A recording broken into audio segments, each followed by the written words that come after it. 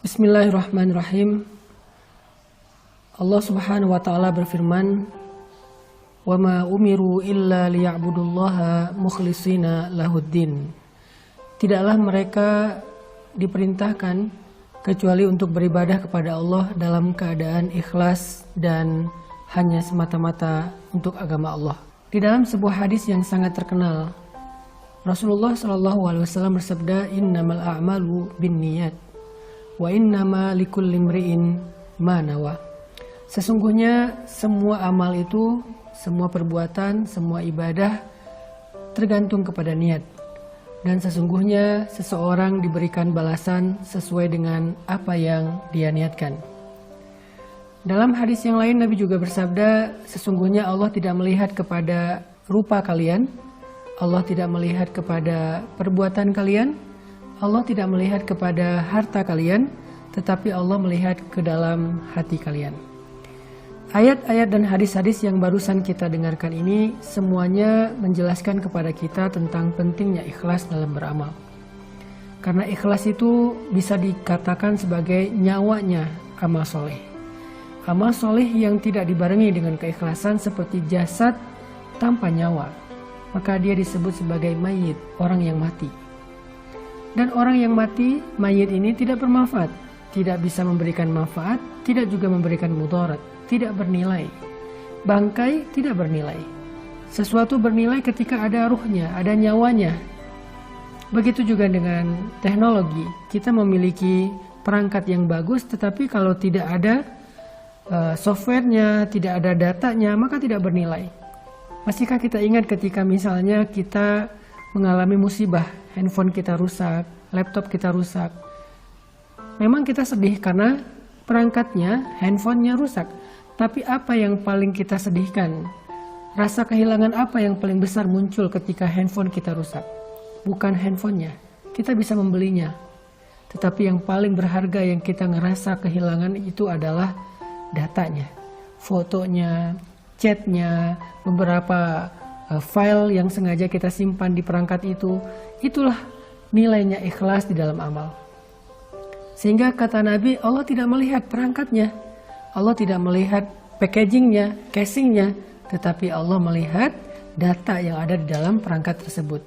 Kalau kita analogikan dengan perangkat ataupun handphone. Makanya niat ikhlas itu menjadi syarat yang sangat penting dalam beramal. Orang bisa saja beramal dengan amalan yang luar biasa sampai membuat malaikat merasa cemburu. Tetapi kalau niatnya melenceng, maka amalannya sama sekali tidak bernilai di mata Allah Subhanahu wa taala. Bagaimana cara kita belajar tentang ikhlas agar amal kita diterima oleh Allah dan Allah membalas kita pahala ataupun jaza balasan itu tergantung niat, bukan tergantung amalan.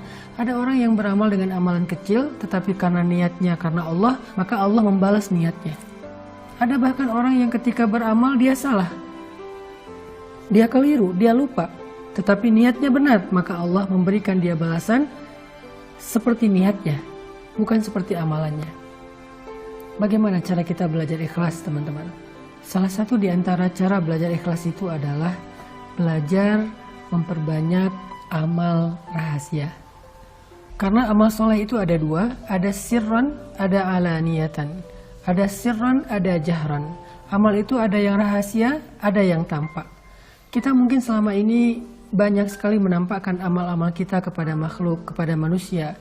Kita posting, kita story, kita feed, kita update status, kita sampaikan ke teman kita ceritakan ke orang banyak, kita lakukan di depan orang yang melihat kita. Ini adalah amalan-amalan yang tampak. Amalan ini baik, tetapi tidak melatih keikhlasan kita. Kita akan mudah sekali ikhlasnya terganggu ketika orang menghargai kita, memuji kita, komennya komen-komen yang baik, mendoakan kita, bahkan mungkin menyebut-nyebut kebaikan kita. Sehingga kita nggak pernah belajar ikhlas. Ketika kita nggak belajar ikhlas, amalan-amalan yang tadi luar biasa bisa saja rusak dan tidak bernilai di mata Allah Subhanahu wa taala. Maka untuk belajar ikhlas itu, coba kita belajar menikmati amalan rahasia.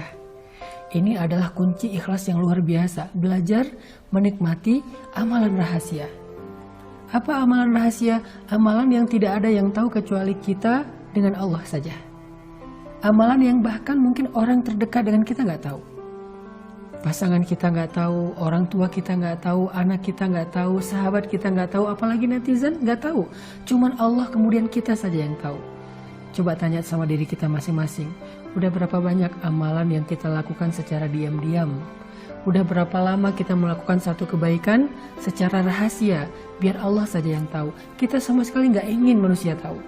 Bahkan kita merasa sedih ketika ada orang yang tahu. Kita merasa sedih ketika ada orang yang mendapati atau melihat kita melakukan itu. Apalagi sampai dia menceritakan kepada yang lain. Kita akan bermohon kepada dia. Kita akan begging sama dia, please jangan ceritakan ini kepada siapa-siapa. Kenapa? Karena kita nggak ingin ada siapapun yang tahu. Disitulah kita belajar ikhlas. Tanyakan kepada diri kita, berapa banyak amalan yang kita lakukan secara diam-diam? Berapa banyak? Berapa lama? Disitulah kita belajar ikhlas. Kalau kita udah biasa menikmati amalan yang hanya kita tujukan di hadapan Allah, amalan zikir, sholat, tilawah, sedekah, kita lakukan secara dawam dalam waktu yang lama, dan kita tetap menjaga kerahasiaannya daripada manusia, insya Allah kita termasuk orang yang mukhlisin lahuddin. Orang yang seperti ini gak mudah digoda oleh syaitan. Makanya syaitan mengatakan, illa ibadakal mukhlasin, kecuali hambamu yang ikhlas. Itu sulit sekali itu digoda oleh syaitan. Dia susah digoda untuk ria, sombong, besar kepala, bangga diri, sum'ah. Gak bisa. Kenapa? Karena amalannya rahasia antara dia dengan Allah saja. Ada beberapa kalimat dari ulama yang luar biasa tentang bab ikhlas yang saya pernah mencatat. Di antaranya kata Imam Ibnul Qayyim Al-Jauziyah, ulama ul-wa'az, ulama yang sering memberi nasihat-nasihat yang luar biasa. Kata Imam Ibnul Qayyim Al-Jauziyah, orang yang beramal tetapi tidak ikhlas itu ibarat seorang musafir yang mengisi bawaannya dengan pasir dan batu, dan bawaan itu tidak bermanfaat bagi dia, hanya memberatkan punggungnya. Itulah orang yang beramal tetapi tidak ikhlas. Rugi ya, kita beramal capek-capek tetapi tidak bernilai di mata Allah Subhanahu wa taala. Ada juga cerita tentang zamannya Khalifah Harun ar-Rasyid, seorang khalifah Islam, raja Islam di masa Abbasiyah. Disebutkan bahwa di antara prajurit-prajurit Harun ar-Rasyid, para mujahid, para tentara, para pembela negara, di antara prajurit-prajurit Harun ar-Rasyid itu ada prajurit yang kalau di kita disebut Kopassus, pasukan khusus yang berjumlah 20.000 orang. Kenapa mereka disebut Kopassus, pasukan khusus? Bukan hanya karena mereka ahli, bukan karena skill mereka, tetapi yang luar biasanya Kopassus di zaman Harun ar-Rasyid ini disebut pasukan khusus. Pertama, mereka tidak tercatat di dalam catatan para prajurit secara resmi. Tidak dicatat. Kenapa tidak dicatat? Agar tidak diketahui oleh siapapun. Yang kedua, mereka tidak pernah mengambil gaji mereka, hak mereka, karena mereka sudah mengikhlaskan semua perjuangan mereka untuk diketahui oleh Allah saja dan mendapatkan jaza balasan hanya dari Allah saja. Itulah Kopassus di zaman Harun ar-Rasyid. Mereka tidak dicatat, tidak terdaftar, yang tahu hanya Harun ar-Rasyid, dan mereka beramal tidak ingin diketahui oleh siapapun, oleh rakyat Irak, oleh rakyat kaum muslimin, dan mereka tidak pernah mengambil gajinya. Luar biasa ya. Yang terakhir, ada 3 ciri orang yang ikhlas. Ciri yang pertama, orang yang ikhlas itu khauf minasyuhrah wal ihtimam ad-daim lin nafsi bit tafrid.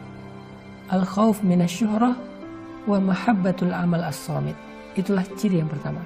Orang yang ikhlas itu takut terkenal, takut diketahui orang, takut dibicarakan orang, takut dipuji orang.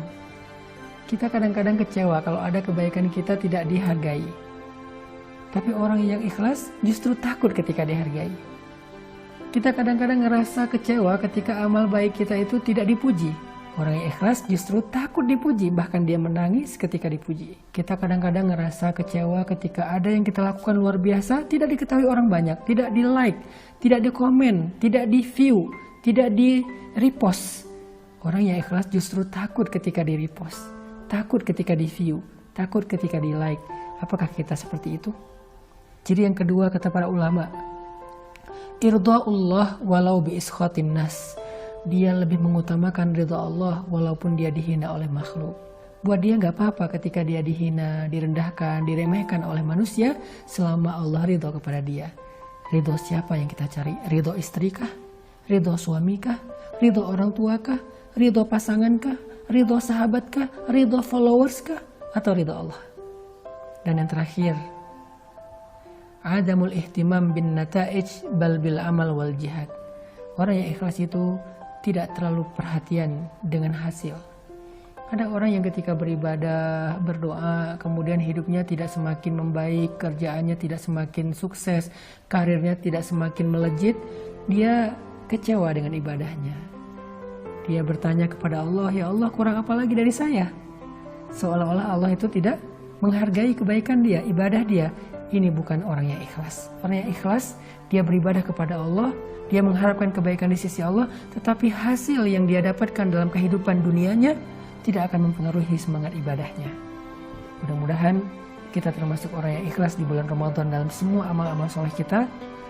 Ingat, catat, belajar ikhlas salah satunya adalah dengan menikmati ibadah rahasia. Barakallahu fikum.